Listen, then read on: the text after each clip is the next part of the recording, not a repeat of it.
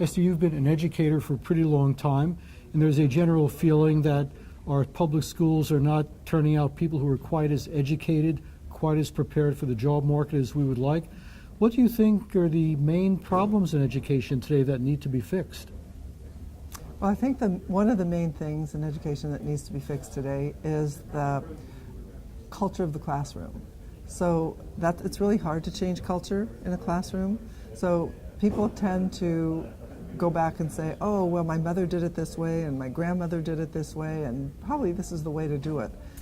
But in fact, the world has changed dramatically, and so until we change the culture of the classroom, and I'll explain in a minute what the culture means, we've got to get the teacher that is traditionally the sage on the stage. We need to get that teacher to act more as a coach on the side, as opposed to a sage on the stage.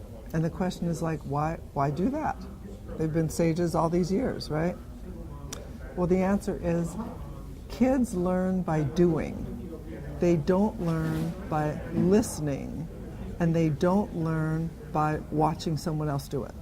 Now, you've established this journalism program at Palo Alto High School, which is one of the best programs of its kind in the country.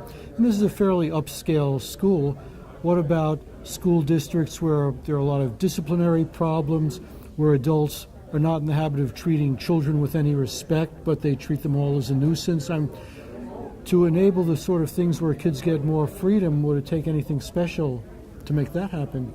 I totally understand that, because I have had some experience with classes like that. I think it is more difficult in a class like that, but it's not impossible. So I find that if I have students that are very difficult to motivate, which I happen to have this year, I find that if I give them a computer and let them do more self-directed learning, that I don't have the control problems that I had before. I think real success is a student that graduates, is able to get a job, live a happy life. That's my success for me.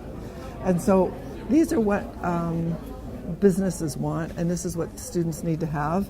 So one of the number one things that they want people to have is things like how to prioritize work, how to summarize results, how to organize their work, how to write clearly, how to think independently, make strategic recommendations, how to think independently, how to manage a project, how to speak in public, how to decide without all the facts, how to manage a meeting, how to create a budget.